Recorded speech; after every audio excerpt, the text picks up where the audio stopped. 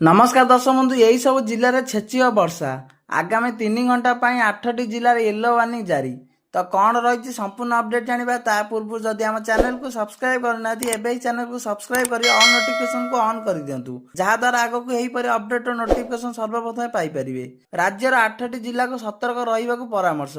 आगामी 3 घंटा पर्यंत 8टी जिले में येलो वार्निंग जारी कर सतर्क रहा परामर्श देइछि आंचलिक पाणीपाग केन्द्र। वर्षा घड़घड़ी सह झड़ तोफानर पूर्वानुमान कर गंजाम गजपति नुआपड़ा भद्रक जगतसिंहपुर केन्द्रापड़ा बालेश्वर और केन्दुझर यही सब जिलार गोटे कि दुईटी स्थान में आगामी 3 घंटा मध्य वर्षा घड़घड़ी सह झटका पवन 30 ରୁ 40 किलोमीटर प्रति घंटा हेबार संभावना रही। सेहीपरि अगस्ट 16 तारिख पर कोरापुट और मालकानगिरी जिला को ऑरेंज वार्निंग जारी कर सतर्क करिछि पाणीपाग केन्द्र। यही दुईटी जिले में प्रबल अति प्रबल वर्षा सह घड़घड़ी सह झटका पवन 30 ରୁ 40 किलोमीटर प्रति घंटा हेबार संभावना रही। रायगड़ा गजपति नवरंगपुर कलाहांडी कंधमाल बालेश्वर भद्रक जाजपुर केन्द्रापड़ा कटक जगतसिंहपुर पुरी खोर्धा नयागड़ा गंजाम सुंदरगढ़ झारसुगुड़ा बरगढ़ संबलपुर देवगढ़ अनुगुल ढेंकानाल केन्दुझर मयूरभंज सोनपुर बौद्ध नुआपड़ा और बलांगीर भली जिला को येलो वार्निंग जारी करा जायछि।